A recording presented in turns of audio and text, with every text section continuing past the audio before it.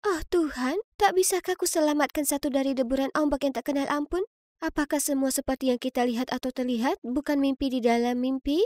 Menurut sang penyair, dunia ini dan kehidupan yang ada adalah ilusi dari realita yang tak nyata. Para filsuf menyebutnya argumen mimpi dan hipotesis mimpi.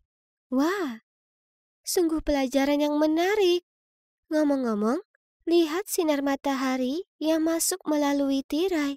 Cantik sekali.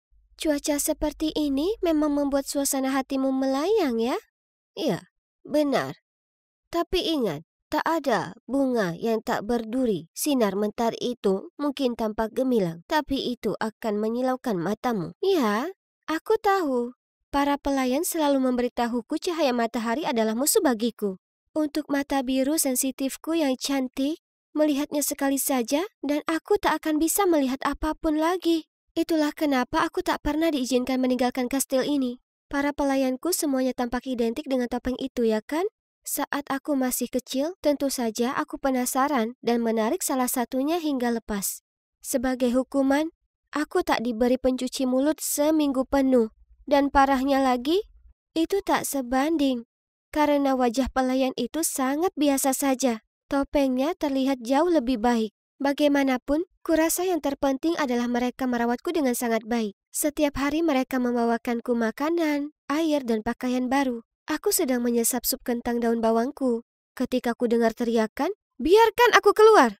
Penasaran, aku pergi dan sembunyi di pojok dan melihat dua pelayan berusaha mengunci gadis yang berteriak itu ke sebuah ruangan. Aku tak pernah melihat gadis itu di kastil ini sebelumnya. Aku penasaran apa dia berasal dari dunia luar. Kasihan dia. Sepertinya dia tak bisa mengontrol dirinya sendiri. Dunia di luar sana itu menakutkan. Mungkin itu sudah membuatnya gila. Sangat aman berada di kastil ini. Aku bisa main sepanjang hari, melukis, dan membaca. Oh, sungguh menenangkan. Tapi aku masih tak bisa berhenti memikirkan gadis malang itu. Aku penasaran apa yang akan terjadi padanya. Jeritan itu tak berhenti, dan aku rasa penasaranku menguasaiku. Jadi aku menyelinap ke kamar gadis itu. Shh, berhenti berteriak. Tak ada satupun yang mendengar. Siapa kamu? Namaku Nona. Siapa namamu? Nona itu bukanlah nama. Apa kau bodoh? Itu cuma nama. Semua di sini memanggilku begitu. Gadis ini sangat keras kepala. Dia sepertinya waspada terhadap segala hal. Gadis kecil dari dunia luar yang malang. Setelah melalui banyak kegigihan, dia beritahu aku kalau namanya Nora. Aku hendak bertanya kenapa dia di sini. Ketika tiba-tiba, dua pelayan muncul dan menyeretku pergi. Nona, Anda tak seharusnya berinteraksi dengan gadis jahat ini. Dan Anda tak boleh terlambat untuk kelas membordir Anda. Senang akhirnya bisa bicara dengan gadis seumuranku. Dan harus kuakui karena sifatnya yang kurang ajar itu, menurutku Nora itu cukup menarik. Selama kelas, aku terus memikirkan bagaimana aku bisa menyelinap dan menemuinya lagi. Aduh, jeritan gadis yang menyebalkan itu membuat jariku tertusuk. Aku berlari untuk memeriksanya, tapi para pelayan langsung menghalangi jalanku. Mungkin aku bisa memberi pengertian kepadanya? Percayalah, terakhir kali aku bicara padanya dia bersikap benar-benar normal. Para pelayan yang putus asa saling berpandangan, lalu membiarkanku mendatanginya. Seperti dugaan, saat ku dekati Nora, dia berhenti berteriak. Hei, ini Ariana.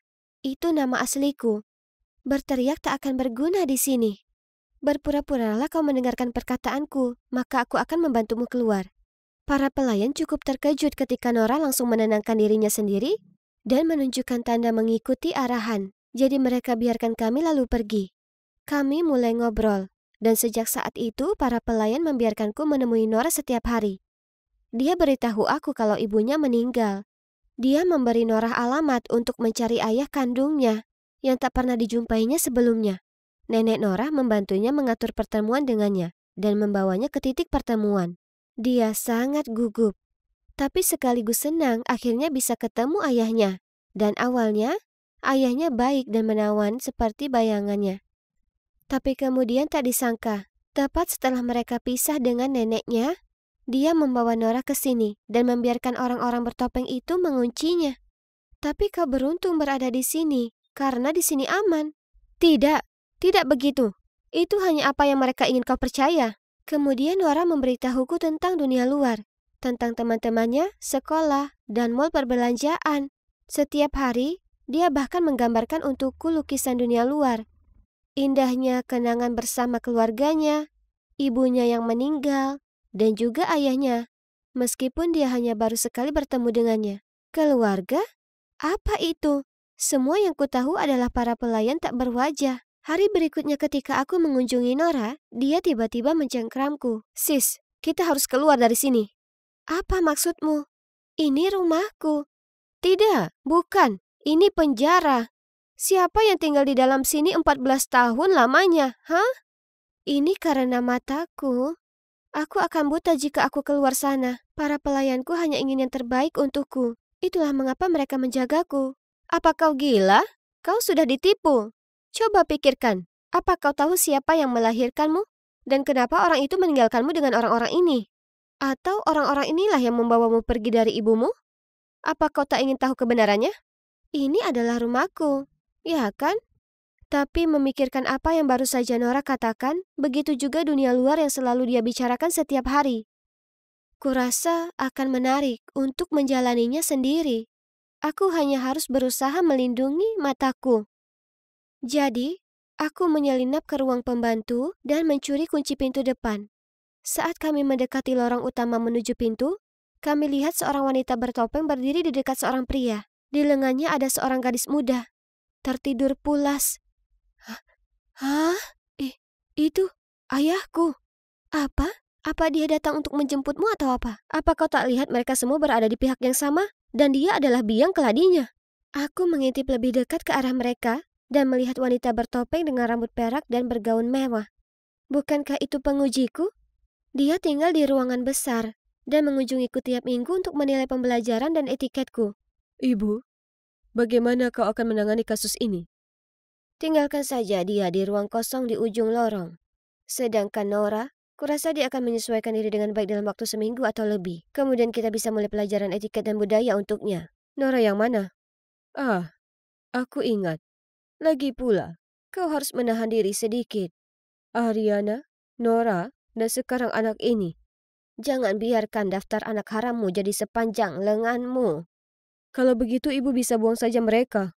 Kenapa repot-repot membesarkan mereka? Mereka itu cucuku. Mereka tak boleh berakhir seperti tikus jalanan itu.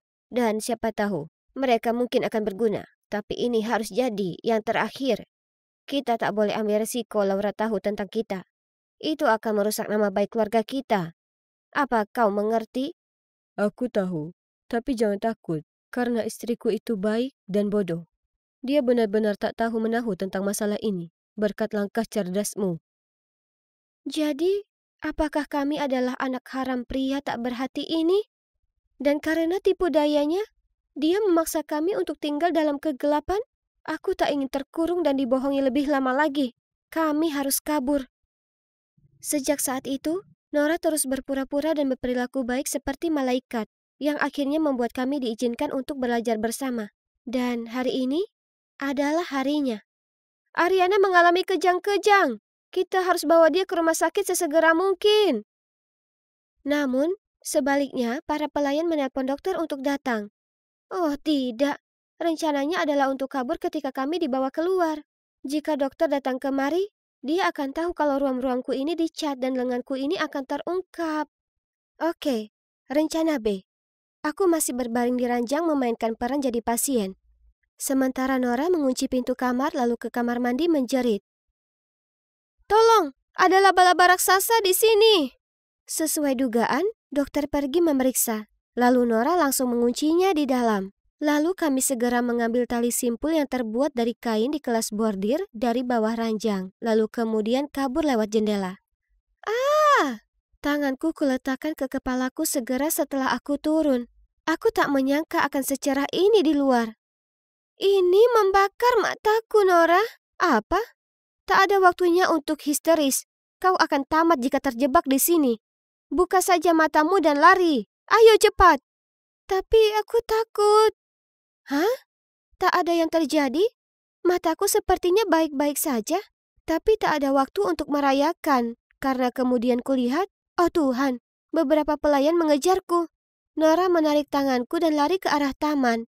Untungnya, kami sudah di luar pandangan mereka saat guk-guk.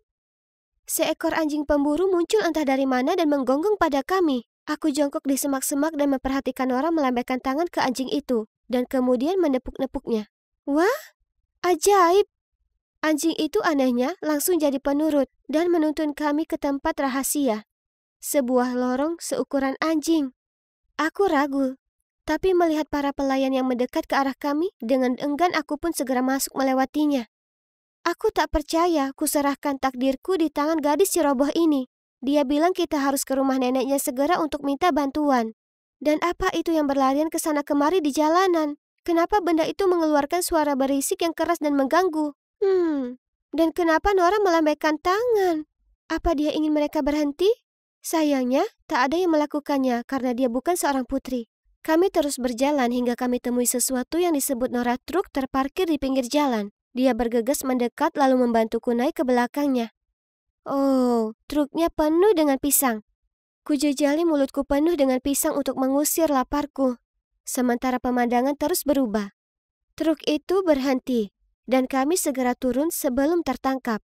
Aku memegangnya erat, ketakutan dengan semua orang yang ada di sekitar kami. Mereka terus menatapku. Dan mode pakaian apa itu? Mereka semua tampak sangat aneh. Mungkin mereka cuma rakyat jelata. Kemudian kami gunakan kemampuan kami untuk meminta satu pria membawa kami ke rumah nenek Nora. Oh, ini melelahkan. Wah, di luar ternyata indah sekali. Berkilauan dengan semua cahaya itu, dan ada pameran segala benda yang ada di dunia seperti makanan, mainan, bunga, dan bahkan makhluk hidup. Iya, semuanya. Tapi yang paling penting adalah mataku tak sakit menatap semua benda berkilauan itu. Sama sekali. Nenek Nora sepertinya baik, tapi rumahnya penuh dengan benda aneh. Sementara Nora memberitahunya apa yang terjadi, kudapati diriku sendiri merasa tersihir dengan kotak hitam yang bisa bicara di dinding. Tiba-tiba, nenek Nora menuntun kami keluar ke truknya yang jauh lebih kecil dan membawa kami ke suatu tempat yang disebut kepolisian. Mereka semua pakai pakaian seragam yang lucu dan menghujani kami dengan lusinan pertanyaan yang membingungkan. Dan apa tepatnya kartu identitas itu? Beberapa hari kemudian, ada berita bahwa kepolisian telah menangkap yang kusebut ayahku, nenekku, dan juga para pelayan. Sesuai dugaan, dia adalah penjahat wanita. Jadi saat kekasihnya memintanya menghidupi anak-anaknya, dia sangat takut istrinya tahu. Jadi dia mengambil anak-anak ini dan mengurung mereka di kastil. Mereka kini menunggu yang disebut persidangan, yang kata Nora merupakan tempat orang jahat mendapat ganjaran. Wah, dunia luar sangat sibuk. Aku tak sadar akan ada begitu banyak wajah tak bertopeng. Dan kotak berbicara yang aneh itu masih membuatku terkejut, terutama saat seseorang memegang senjata. Nora bilang saat aku lebih bisa menyesuaikan diri dengan hidup baruku, aku akan mulai sekolah dengannya. Dan suatu hari aku bahkan akan belajar cara mengemudi truk yang lebih kecil itu. Tapi pertama-tama, dia akan mengajariku cara dandan seperti yang lainnya. Dan menggunakan balok ini untuk berkomunikasi dengan mereka. Dunia ini membingungkan. Tapi aku yakin dengan bantuan Nora aku akan segera bangkit. Meski sebatas supaya aku tahu cara menanggapi tetangga yang tampan itu. Hai, aku Belle. Umurku 18 tahun dan hari ini adalah hari pertamaku di Boston College. Keren kan? Oh, tunggu. Sepertinya aku mendengar seseorang menangis. Kenapa kita tidak pergi berbelanja? Itu akan membuatmu merasa lebih baik. Tidak, aku tidak mau melakukan apapun. Tinggalkan aku sendiri. Tunggu. Gadis yang terisak-isak itu dia terlihat sangat familiar bagiku. Apakah itu dia? Lihat apa kamu? Gadis yang lain membentakku. Astaga, kenapa serius sekali?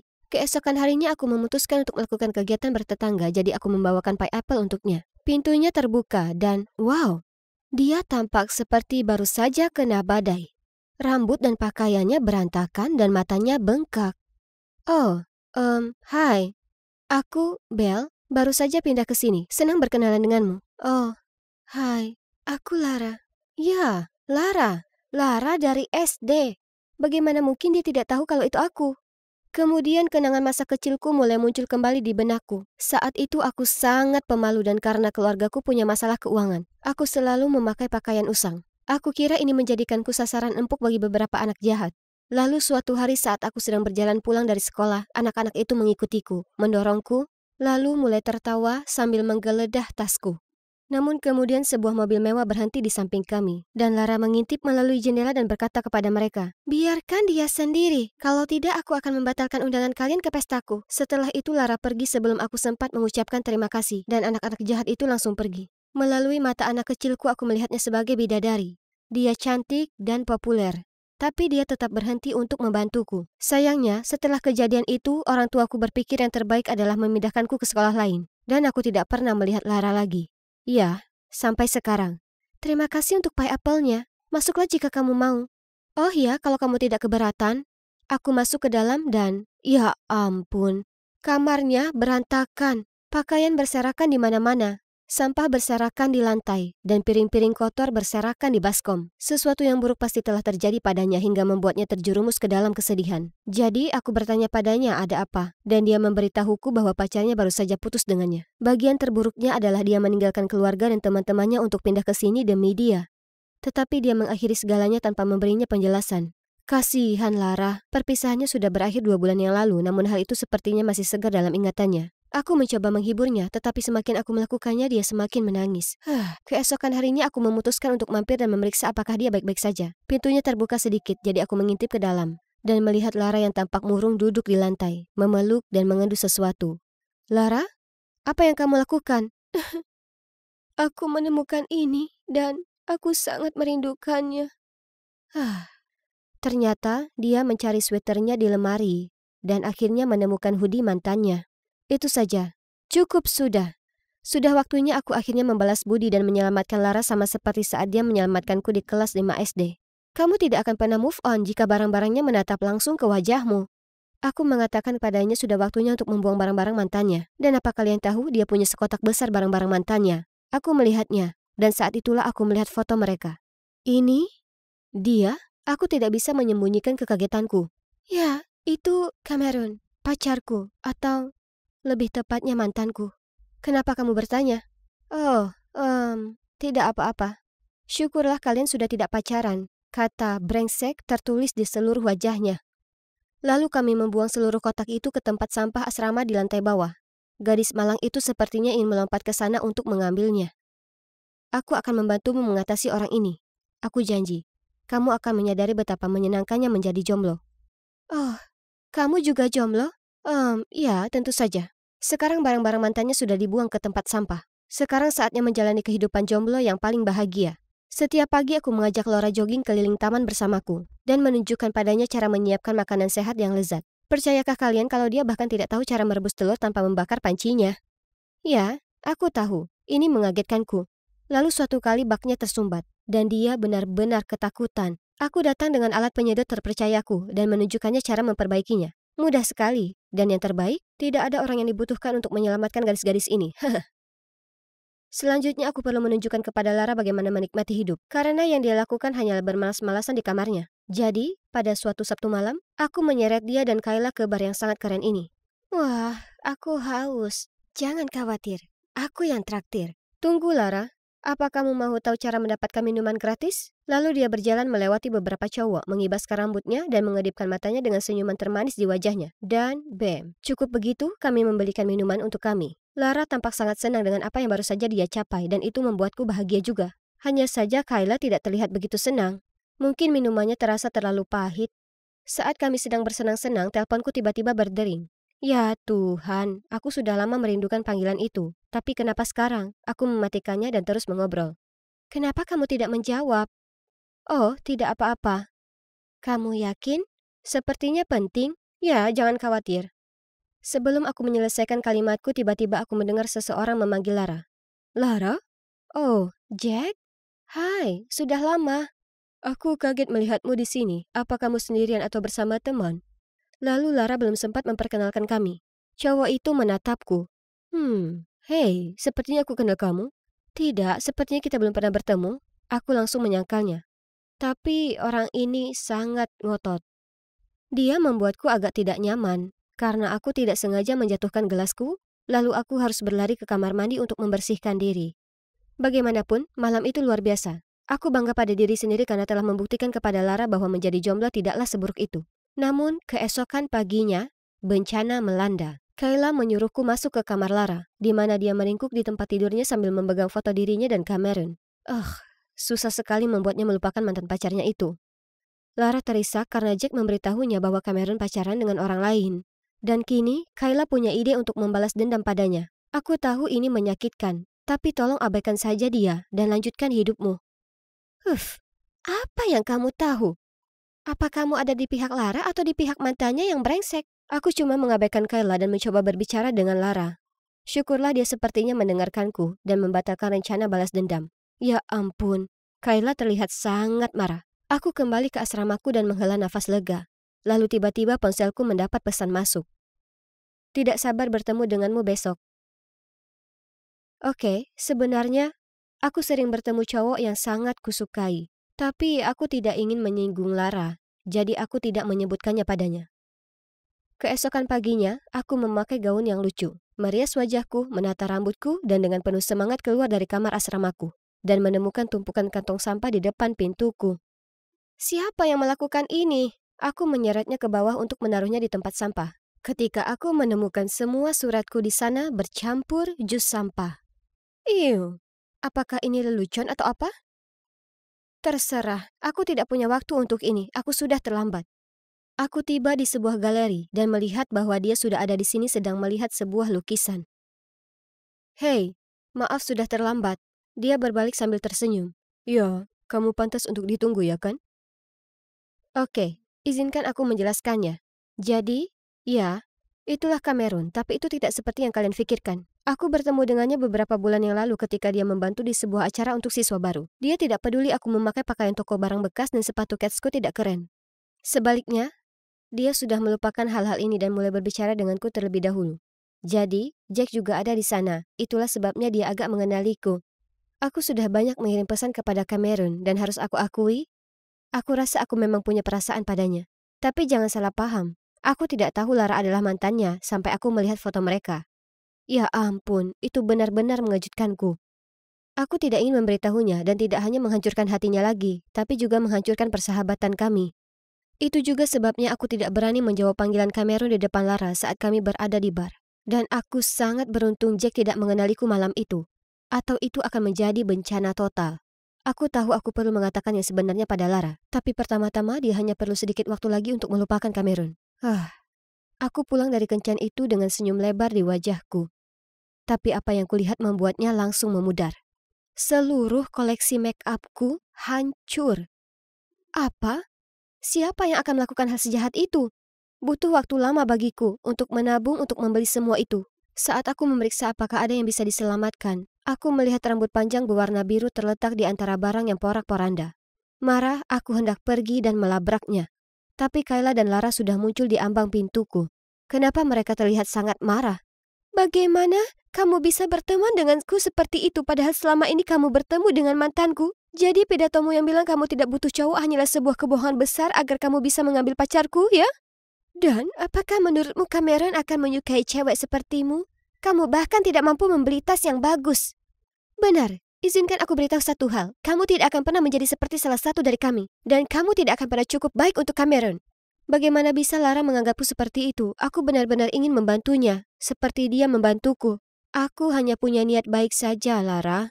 Aku tidak tahu dia adalah mantanmu saat kita pertama kali bertemu. Aku tidak segera memberitahumu karena aku tahu kamu butuh waktu lebih banyak untuk pulih. Dan aku tidak mau menyakitimu, karena aku mengagumimu dan menghargai persahabatan kita. Apa kamu ingat kelas 5 SD? Aku diejek oleh anak-anak ini dan kamu adalah satu-satunya yang membelaku. Aku cuma mau membalas budi dan membantumu juga. Tapi mendengarmu mengatakan hal itu membuatku sangat sedih. Setelah itu aku mengusir mereka dari kamarku dan mengunci pintu. Aku menolak menghadiri kuliah dan mengabaikan semua panggilan dan pesan Cameron. Mungkin Lara dan Kayla benar. Cameron dan aku tidak seharusnya pacaran. Kami berasal dari dua dunia yang berbeda. Akhirnya beberapa hari kemudian aku harus keluar. Karena aku kehabisan makanan. Ketika aku melewati sebuah kedai kopi, aku melihat mereka, Cameron dan Lara, duduk bersama. Jadi Kayla benar. Cowok kaya seperti Cameron tidak akan pernah menyukai cewek biasa sepertiku. Aku tidak bisa lagi tinggal di asrama yang sama dengan Lara, jadi aku mengemasi barang-barangku untuk pindah dari sana. Tiba-tiba aku mendengar suara Lara. Apa kamu mau melarikan diri dari masalahmu sepertiku? Aku mengabaikannya dan terus berkemas. Kamu tahu, aku bertemu Cameron dan kami berbicara panjang lebar. Dia akhirnya memberitahuku alasan dia putus denganku. Itu karena aku terlalu bergantung padanya, dan aku tidak bisa melakukan apapun sendiri. Tapi kamu membantuku berdiri di atas kakiku sendiri. Dan untuk itu, aku tidak akan pernah bisa cukup berterima kasih. Lara, sejujurnya aku selalu ingin mengatakan yang sebenarnya padamu. Aku tahu, tapi itu tidak penting lagi. Tahukah kamu yang penting sekarang adalah menikmati kehidupan seorang jomblo yang mandiri, bukan? Oh, aku membelikanmu ini. Kayla sudah keterlaluan menghancurkan barang-barangmu. Selain itu, menurutku ada seseorang yang ingin bertemu denganmu. Tiba-tiba ada ketukan di pintu. Aku membukanya. Dan ya Tuhan, berdiri di sana dengan karangan bunga besar adalah Cameron. Jadi sepertinya aku bisa terus mengenal Cameron sekarang. Dan aku tidak perlu pindah lagi. Tapi tahukah kalian apa bagian terbaiknya? Temanku sudah kembali. Ya, ini aku. Kate, ini lagi. Saat aku bertukar tempat dengan kembaranku agar tidak terjebak di sekolah musim panas yang mengerikan, aku tak menyangka akan berakhir tanpa uang sepeser pun dan harus bekerja di homestay tua yang berdebu. Tapi aku rasa tidak semuanya buruk karena aku bisa bertemu Bon. Jadi, bayangkan kekagetanku ketika aku mengetahui bahwa dia bukan hanya seorang anak kaya yang melarikan diri sepertiku, tapi aku juga memergokinya sedang jalan-jalan dengan Muah. Iya, diriku yang lain.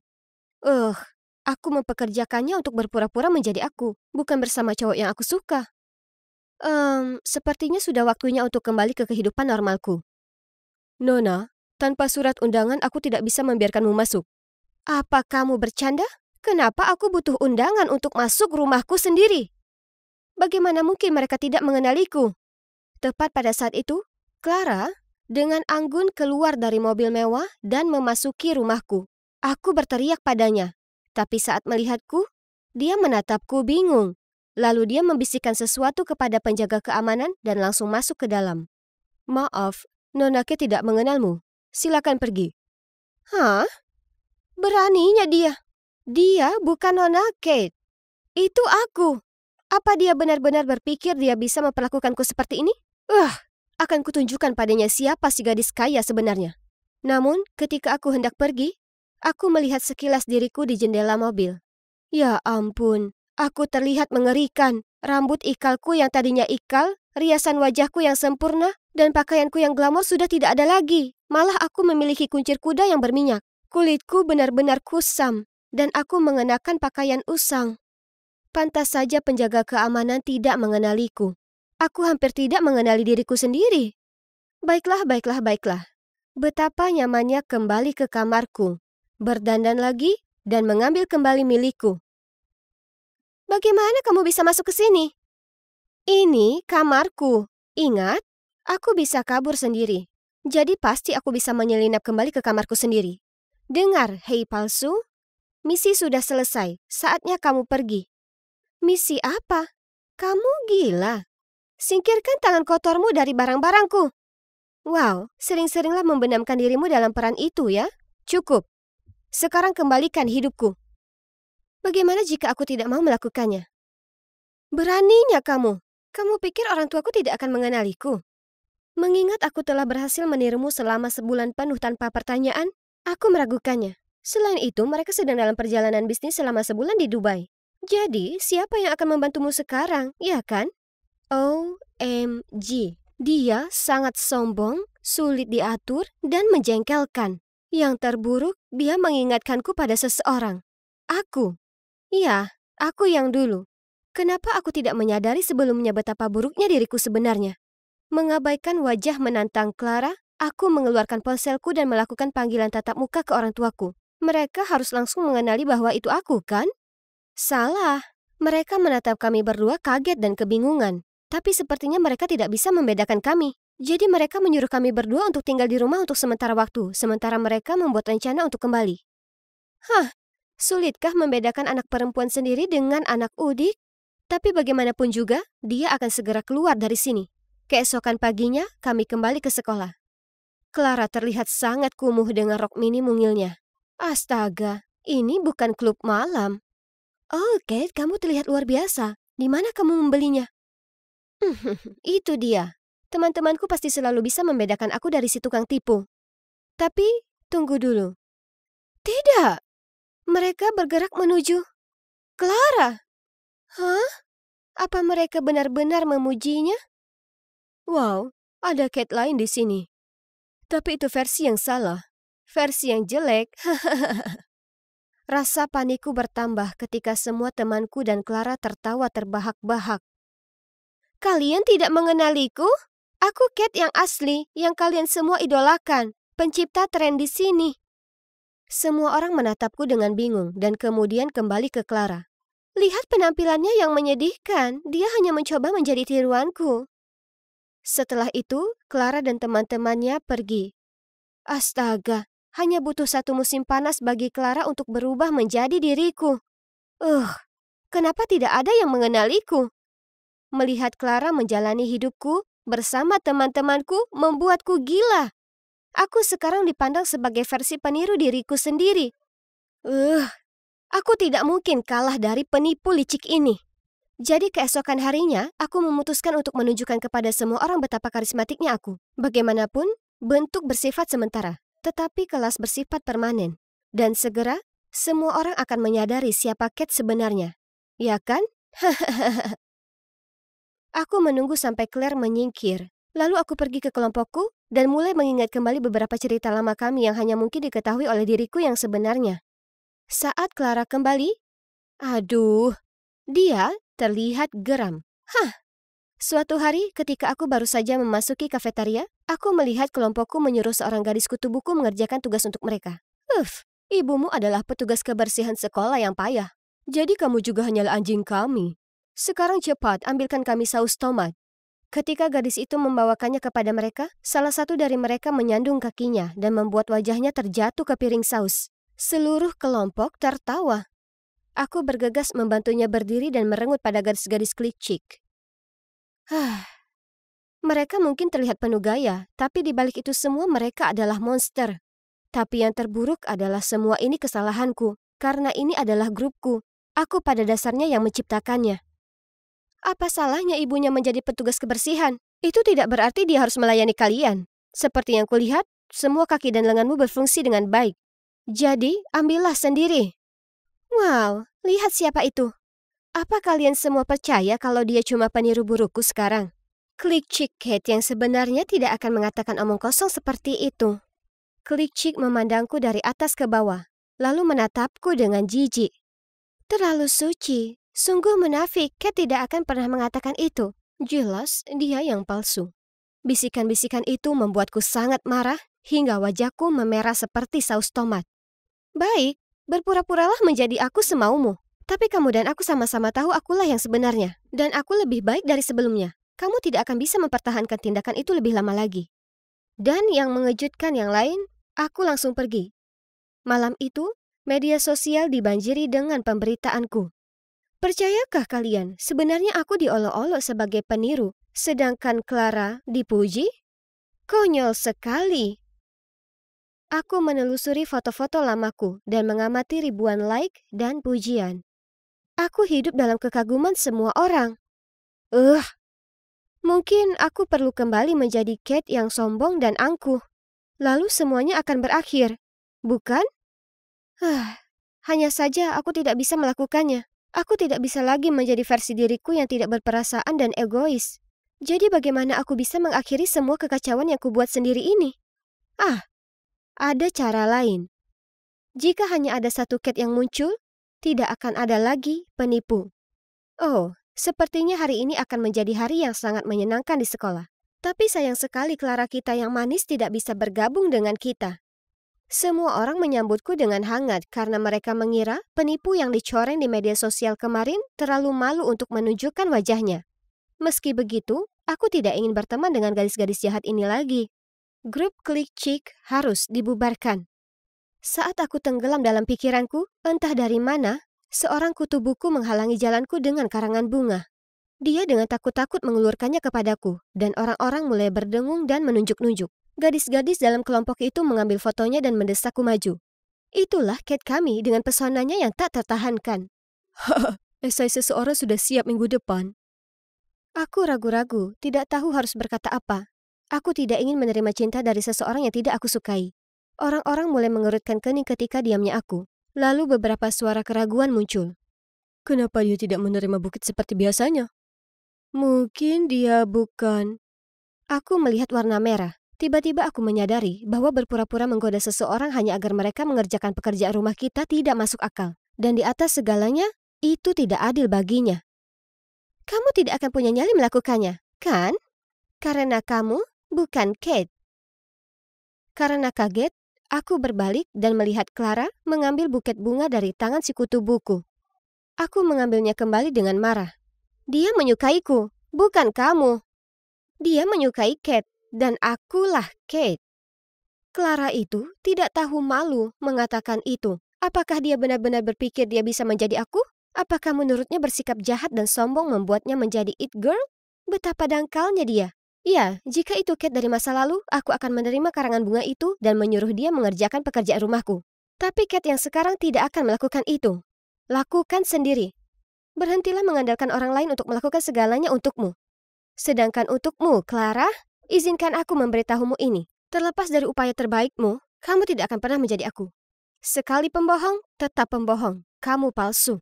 Aku sudah selesai di sini. Aku adalah diri aku yang sebenarnya, dan jika mereka tidak dapat melihatnya, terserahlah. Jadi, aku pergi. Tiba-tiba, sebuah tangan menarikku kembali. Itu si kutu buku. Maaf, tapi aku benar-benar tidak menyukaimu seperti itu. Kamu benar-benar tidak punya perasaan apapun padaku? Kamu yakin? Atas kata-katanya, dia melepas wig, kacamata, dan tahi lalat di wajahnya. Bon? Apakah itu benar-benar kamu? Aku sangat kaget sampai aku tidak dapat mempercayai mataku. Bon menyerahkan buket itu kepadaku dan berkata, "Kau tidak akan mengatakan tidak, kan?" Tentu saja, bagaimana aku bisa mengatakan tidak? Aku membawanya ke ruang kelas yang kosong untuk berbicara. Kenapa kamu ada di sini? Dan ada apa dengan penyamarannya? Setelah aku meninggalkan homestay, aku kembali ke rumah. Dan orang tuaku melakukan apa yang selalu mereka lakukan. Dan mencoba merayu seolah-olah uang dapat menyelesaikan segalanya dengan mengadakan pesta mewah. Aku masih menunggu. Ketika aku kaget, kamu masuk bersama keluargamu. Hah? Pesta apa? Oh, yang dia maksud pasti Clara.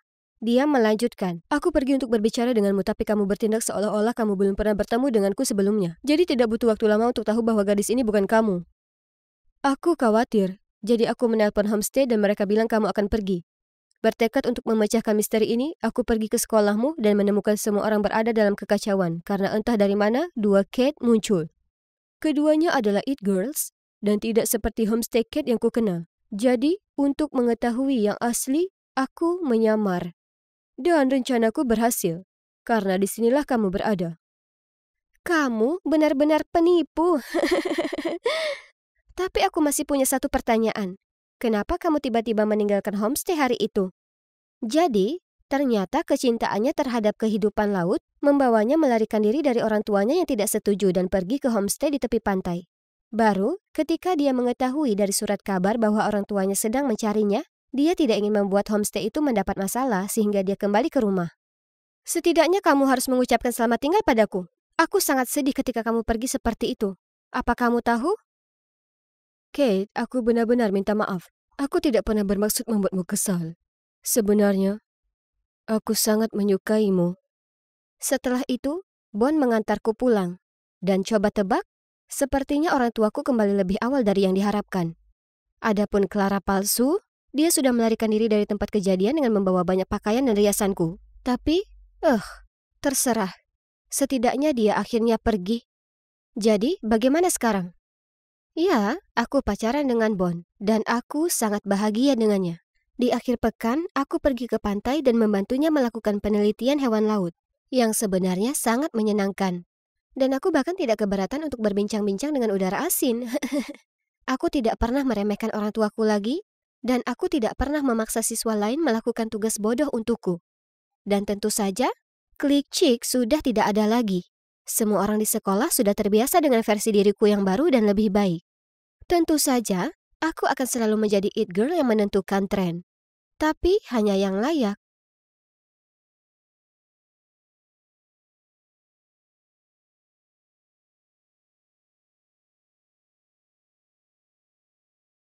Akhirnya, setelah 11 jam penerbangan, aku sampai di LAX, Bandara Internasional Los Angeles. Mengagumkan. Aku tidak sabar untuk bertemu ibuku. Kalian tahu, ayahku orang Prancis dan ibuku orang Amerika. Kami dulu tinggal bersama di Paris, tapi kemudian mereka berpisah dan ibu pindah kembali ke sini. Tentu saja aku sering berbicara dengannya di FaceTime dan sebagainya. Tapi ini pertama kalinya aku bertemu dengannya setelah 5 tahun. Aku belum pernah mengunjunginya karena ibuku adalah seorang pengusaha wanita yang sangat sukses dan dia bekerja sangat keras. Itu berarti dia tidak punya waktu untuk memberiku perhatian yang kubutuhkan.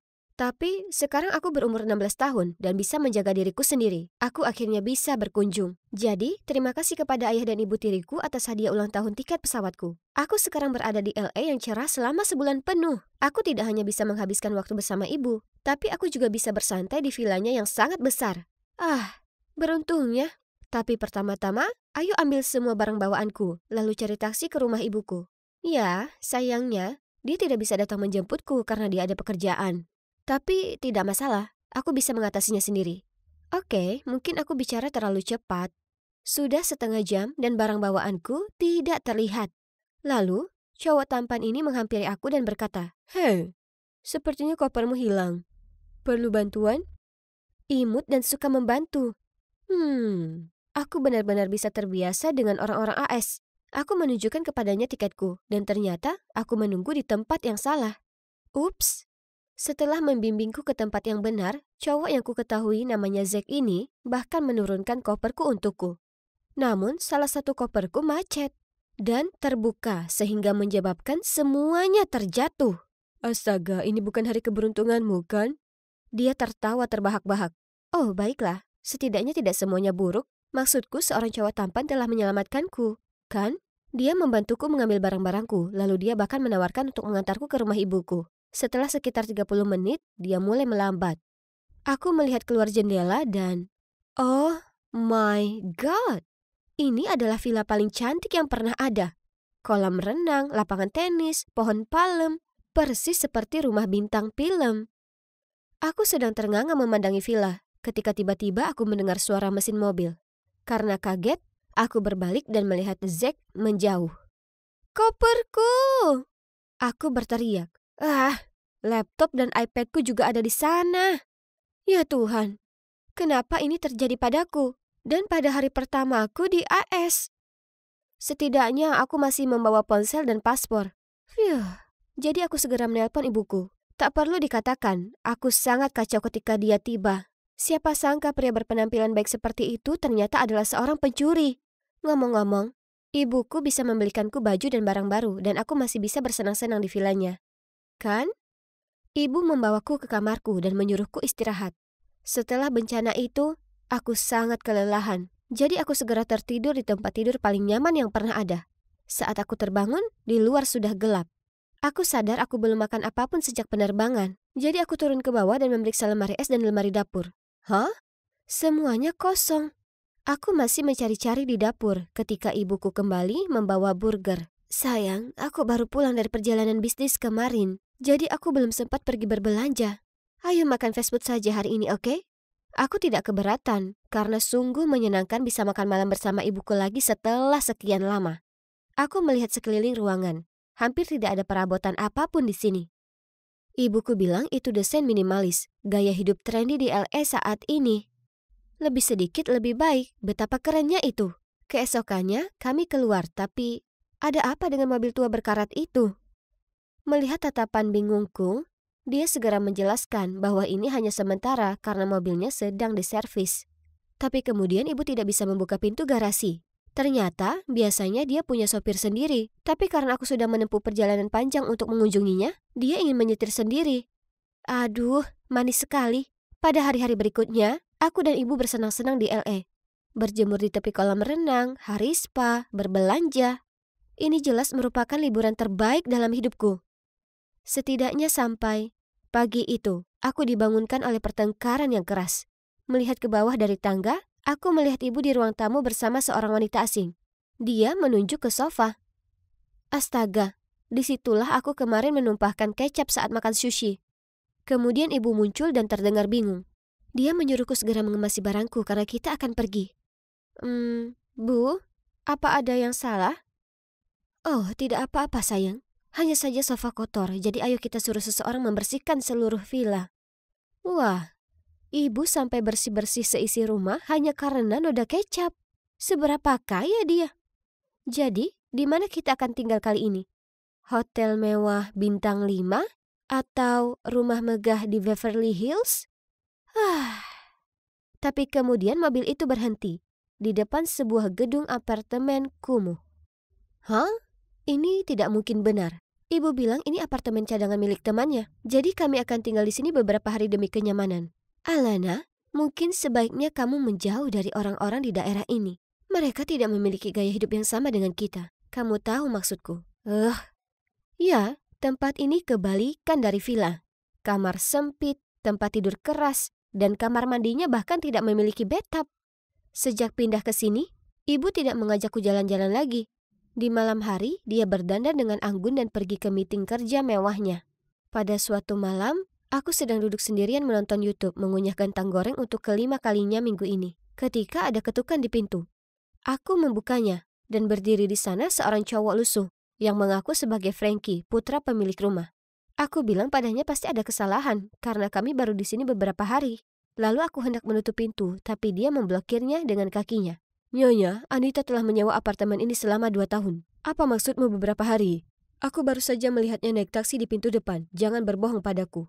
Tidak, ibuku adalah pengusaha sukses yang memiliki villa di Brentwood Park. Kalau begitu kamu pasti salah mengira ibumu adalah orang lain. Singkatnya, ingatkan si ibu pengusahamu untuk membayar uang sewa. Lalu dia mencibir dan berjalan pergi. Beraninya dia mengatakan itu. Dan kenapa aku terus-menerus menemui orang brengsek? Ketika ibu kembali, aku menceritakan apa yang terjadi. Kupikir dia akan menganggapnya lucu atau semacamnya. Tapi tidak, malah dia menjadi sangat marah. Kamu seharusnya tidak membukakan pintu untuknya. Sudah kubilang jangan bersosialisasi dengan orang-orang di sini. Oke, mendengar kebohongan yang dibuat-buat tentang dirimu seperti itu pasti menyebalkan. Tapi apakah dia harus begitu marah karenanya? Keesokan paginya, aku sedang minum teh di balkon ketika tiba-tiba aku melihat wajah yang tidak asing lagi lewat di jalan. Ya Tuhan, itu si brengsek dari bandara. Zack! Pencuri itu! Teriakku sambil bergegas turun. Tapi sesampainya di sana, dia sudah menghilang. Aku masih gemas saat ada suara yang datang dari belakang. Apa yang kamu lakukan sambil berteriak sepagi ini? Aku berbalik dan melihat Frankie bersandar di dinding dengan tangan terlipat. Bukan urusanmu, penipu. Hah? Penipu? Apa maksudmu? Berhentilah berbohong. Aku sudah memberitahu ibuku semua tentang kamu yang mencoba menipu uang dariku. Benarkah? Jadi, menurutmu akulah yang bohong? Sebelum aku bisa menjawab pertanyaan yang memprovokasi itu, aku mendengar suara ibuku memanggil dari balkon. Hei gadis kaya, jika kamu ingin mengetahui kenyataan, aku sarankan kau datang menemuiku malam ini, dan kita akan mengikuti ibumu. Ibu muncul dan mengerutkan kening, bertanya kenapa aku berbicara dengan Frankie. Aku mengatakan sesuatu tentang menanyakan arah, lalu segera memasuki ruangan dan menutup pintu. Frankie jelas-jelas seorang pencuri dan brengsek, kan? Tapi mengapa kata-katanya masih melekat di pikiranku? Aku sempat memperhatikan beberapa hal yang aneh, seperti saat kami di villa, aku bertanya pada ibu di mana peralatan makannya, tapi dia tidak ingat. Tapi kemudian di apartemen ini dia langsung mendapatkannya. Ditambah lagi, kenapa ada foto dirinya di kamar, padahal ini adalah tempat temannya.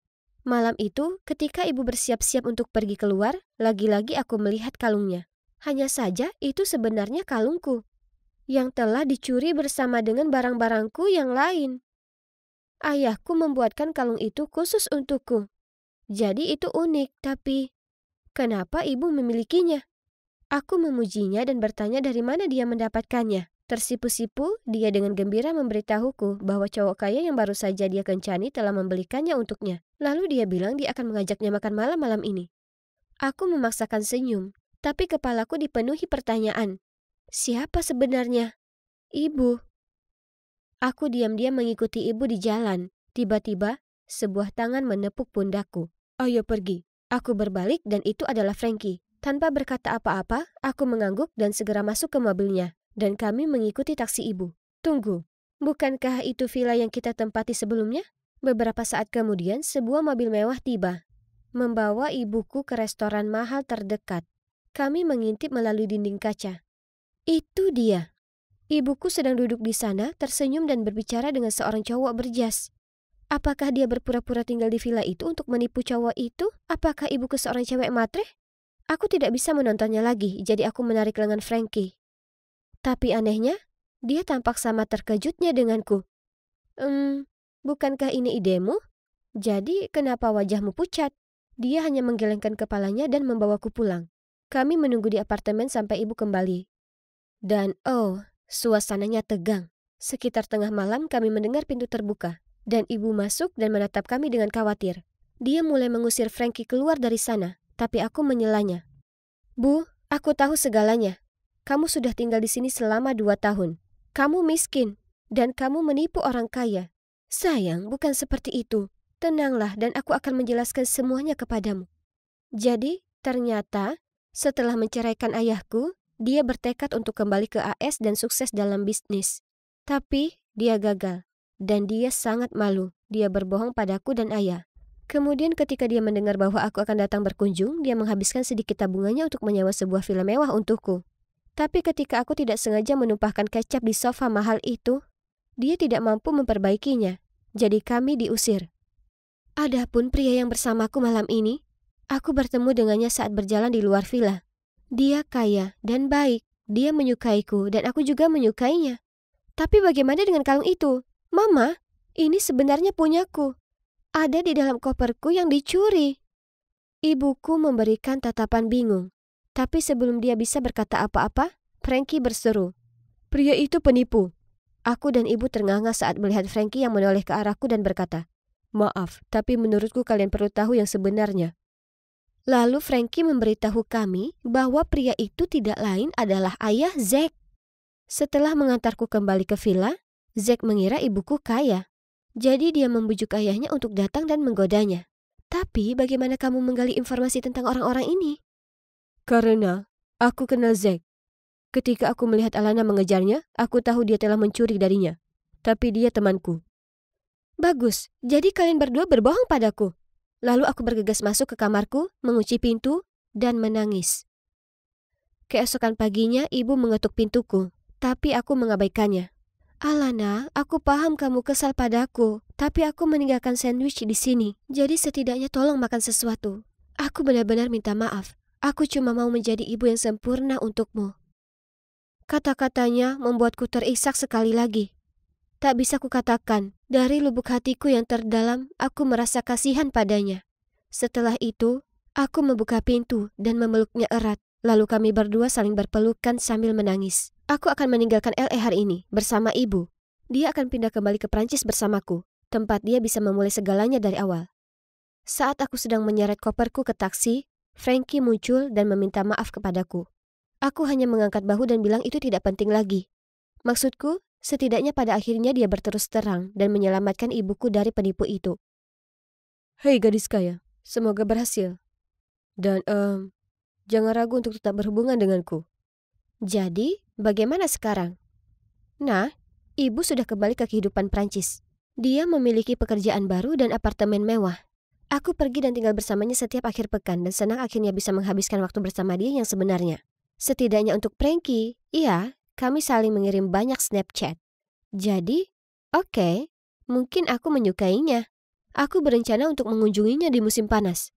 Semoga perjalananku berikutnya ke AS tidak segila perjalananku yang terakhir.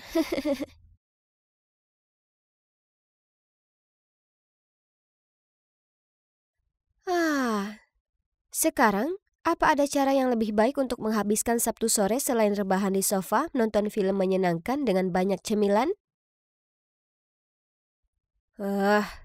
Kurasa sebaiknya kulakukan itu. OMG. Siapa ini? Dia cowok paling memukau yang pernah kulihat seumur hidupku.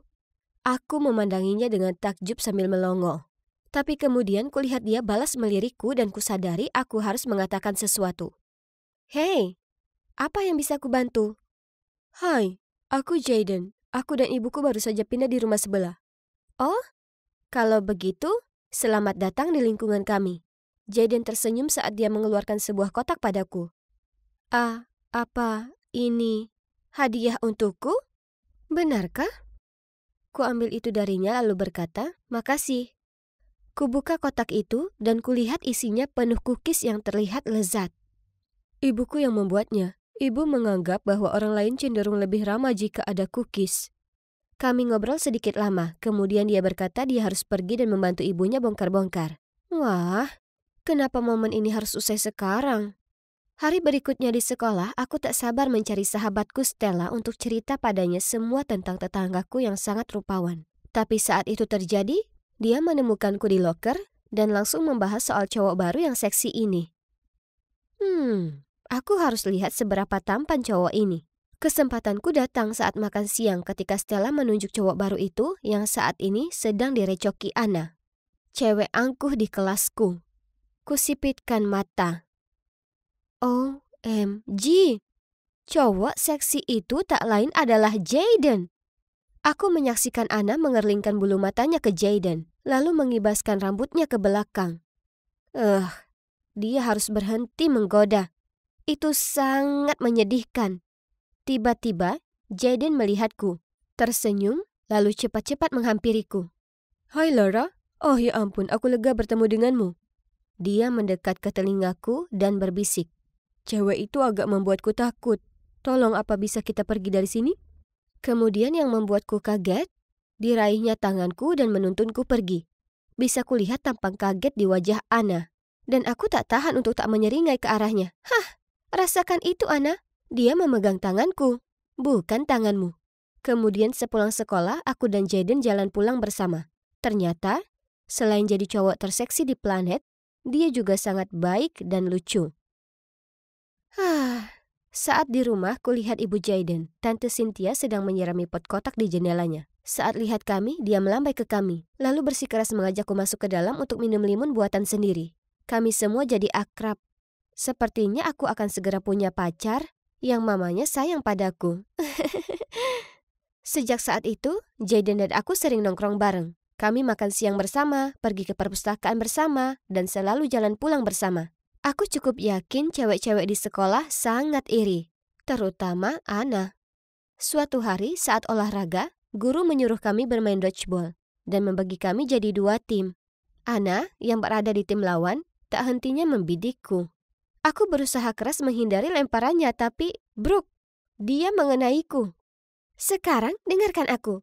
Cowok seperti Jaden tak suka dengan cewek biasa saja sepertimu. Dia milikku. Jadi berhentilah mengejarnya. Geram aku membentak. Aku tak mengejarnya. Dia sudah jadi pacarku. Sebenarnya tidak. Tapi aku cukup yakin Jaden juga menyukaiku. Kau tunggu saja. Dia akan segera lelah denganmu dan lari mengejarku. Anna sangat menyebalkan. Aku harus melampiaskan kekesalanku ini. Jadi mengomel ke Stella tentangnya. Lupakan Anna. Toh tak ada yang suka dengannya. Sedangkan Jaden, sudah jelas dia menyukaimu. Dia cuma anak baru di sini dan mungkin terlalu malu untuk mengajakmu keluar. Ya, kau mungkin benar. Dia pasti malu-malu.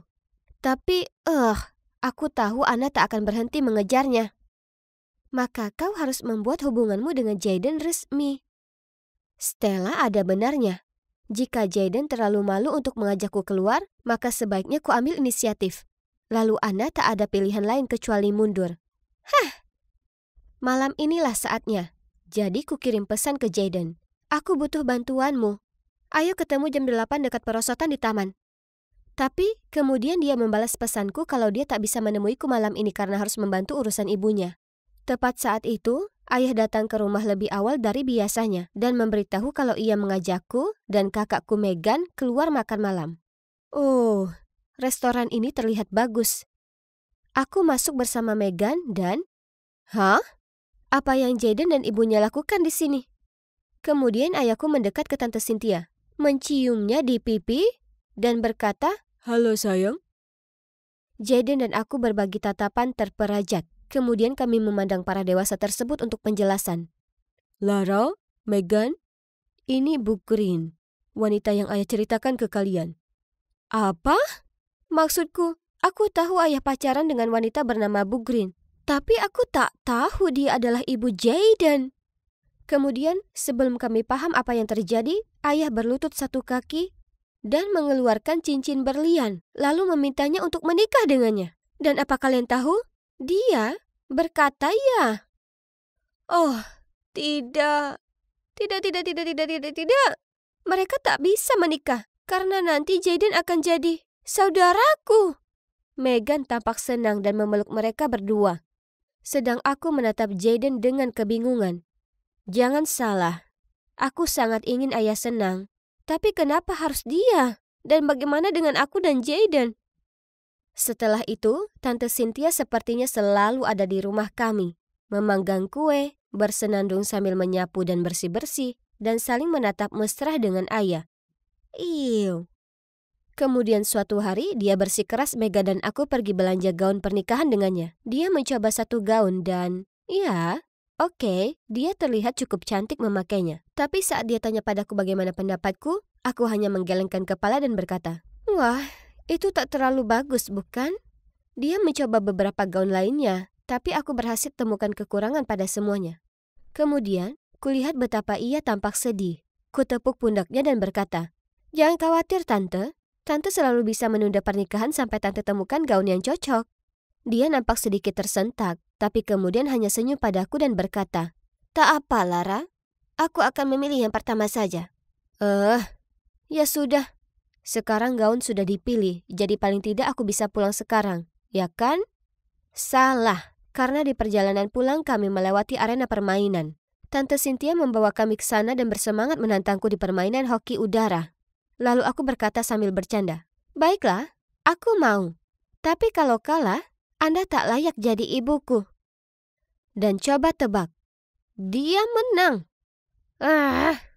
Dan parahnya, Megan tak hentinya menatapku tajam karena komentar yang kubuat. Astaga, aku hanya bercanda. Ada apa denganmu hari ini? Aku menjatuhkan diri di sofa dan cerita semuanya. Dia akan memihakku, ya kan? Ternyata tidak.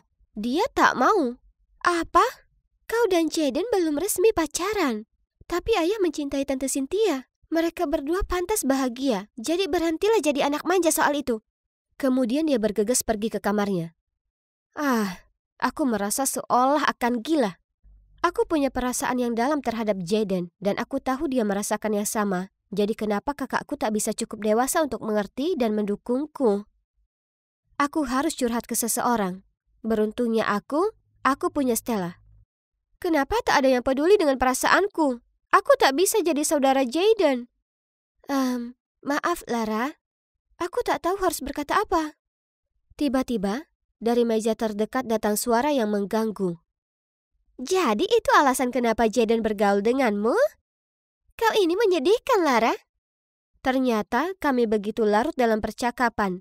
Hingga tak sadar Anna dan gerombolannya duduk di meja belakang kami. Sebenarnya, kami sudah saling tertarik sejak lama. Bukan salah kami kalau orang tua kami mengambil keputusan bodoh. Lagi pula, aku bisa bersama atau tidak, itu tak mengubah fakta kalau kau membuatnya sangat bosan. Sampai dia akan lebih milih nunggu cat jadi kering daripada bersamamu. Beraninya kamu. Dia hendak menjambak rambutku, tapi di saat itu ada tangan yang menghentikannya. Itu Jaden. Sore itu, saat kami jalan pulang, aku akhirnya jujur pada Jaden. Aku sangat menyukaimu. Selalu demikian sejak pertama kali aku bertemu denganmu. Aku tahu kau juga menyukaiku, tapi kau rasa itu akan aneh karena orang tua kita akan menikah. Mungkin jika kita beritahu, Laura, kau ini gadis yang baik, dan aku memang menyukaimu. Tapi hanya seperti adik. Apa? Bagaimana bisa dia mengatakan itu padaku? Dia pasti menyukaiku juga. Ya kan? Merasakan malu yang tak bisa dijelaskan, aku lari kabur darinya. Saat kurubahkan diri dan mengusap mataku yang basah, Yang bisa kupikirkan hanyalah betapa tak adilnya ini. Jadi, saat ayah menyuruhku turun makan malam, lalu aku masuk dan melihat betapa bahagia ayah terlihat, kemarahanku menguasai diriku lalu aku berteriak, "Aku benci ayah dan aku benci Tante Cynthia. Beraninya ayah berusaha menggantikan ibu." Lalu aku bergegas kembali ke kamarku. "Kau sangat mengecewakan ayah. Kau tahu itu, kan?" Aku tak menjawab. Aku juga kecewa, tapi sepertinya tak ada yang peduli dengan perasaanku. Ayah bilang kita diutamakan. Jadi kalau kau benar-benar merasa keberatan, maka ayah akan batalkan pernikahannya. Jujur, aku marah sekali padamu saat ini. Jadi, bagaimana denganku? Kau ini sangat kekanakan dan egois. Aku tak paham kenapa saudariku sendiri bisa begitu tak peduli.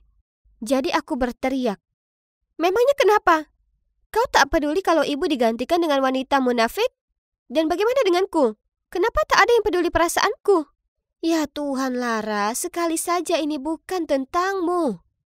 Megan memutar matanya padaku lalu segera pergi. Akhirnya, semua orang berhenti membahas pernikahan bodoh itu. Tapi kenapa aku merasa tak senang akan hal ini? Tante Cynthia tak terlihat lagi datang ke rumah kami. Dan kuperhatikan bagaimana masakan ayah makin lama makin tak karuan. Hingga akhirnya ia berhenti masak dan memesan makanan dari luar. Sementara itu, Jaden tak terlihat dimanapun di sekolah. Stella bertanya ke sana kemari mencari tahu di mana dia dan ternyata dia sudah keluar karena akan kembali ke kota lamanya. Tak mungkin. Sepulang sekolah, aku bergegas menuju rumahnya dan merangsek masuk mendapati dia dan ibunya sedang berkemas. "Apa kalian pindah?" Ya, aku pindah ke sini untuk menetap dan memulai hidup baru bersama Randall. Dan rumah ini untuk masa depan Jaden. Tapi pernikahan sudah dibatalkan jadi. Aku langsung bertanya pada Jaden apa bisa kita bicara di luar.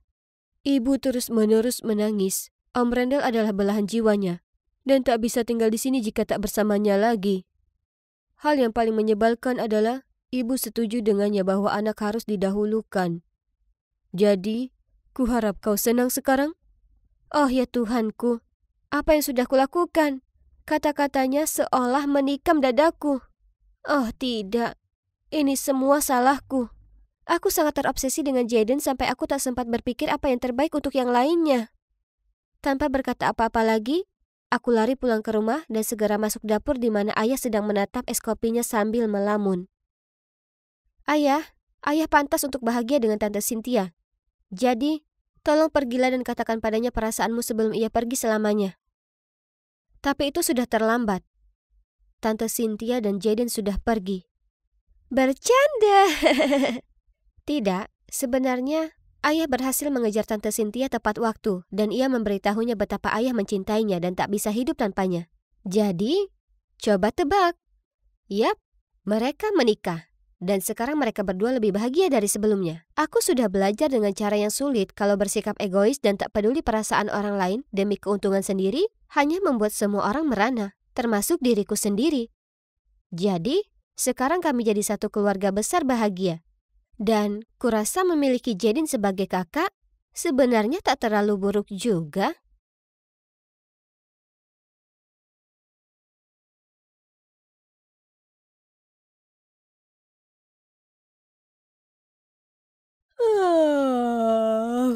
Terlalu banyak belajar dan kurang tidur membuatku merasa seperti zombie. Coklat akan membantu, ya kan? Jadi, dengan mengantuk aku jalan ke bawah.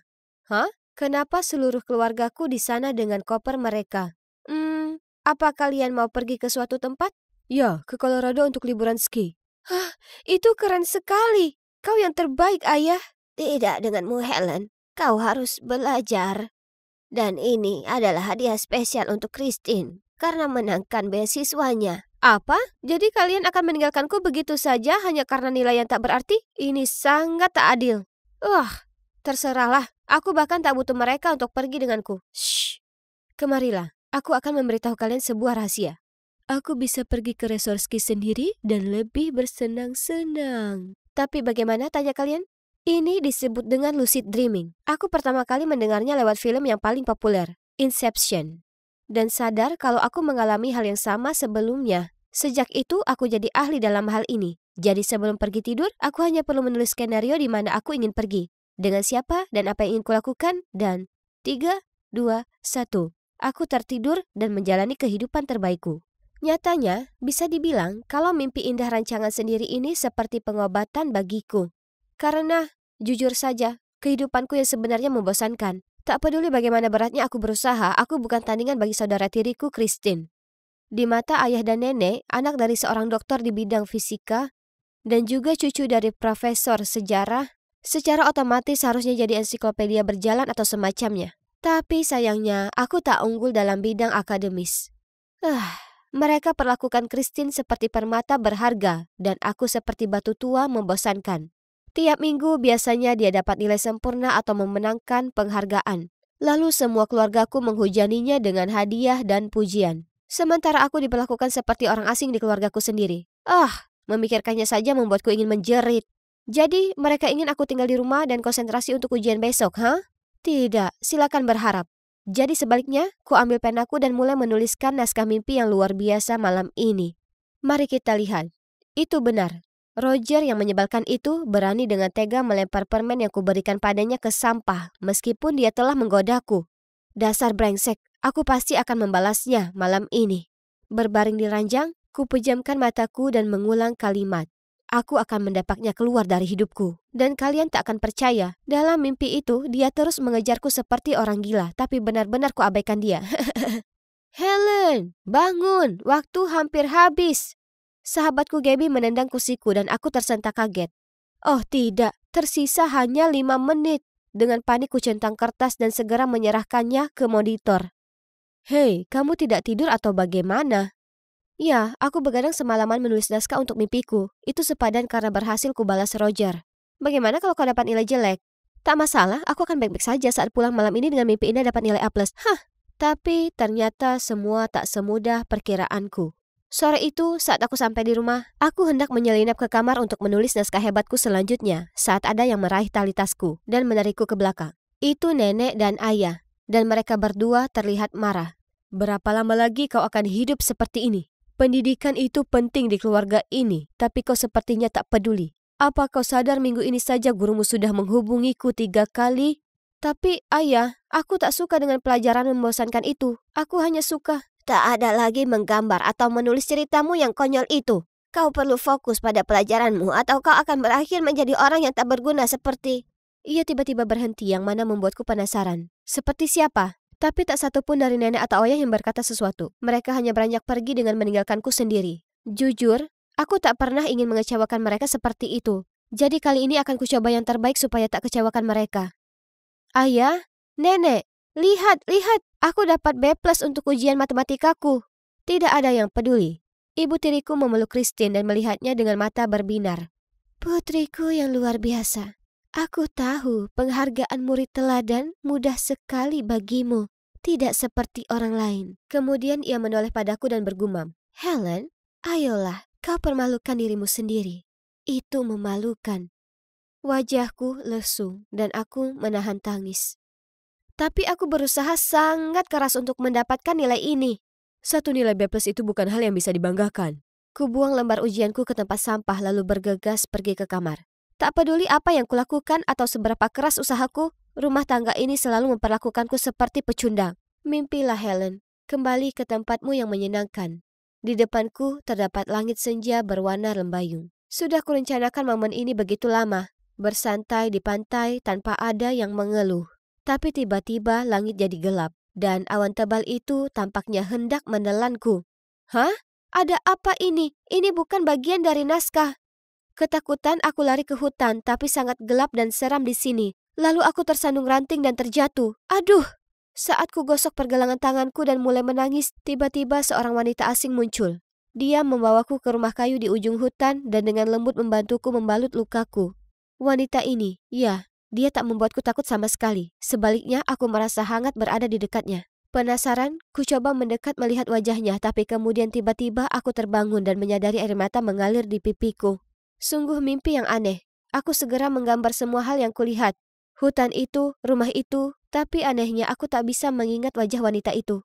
Kenapa kau menggambar semua omong kosong ini? Ayah merebut sketsa dari tanganku dan melihatnya dengan cemberut.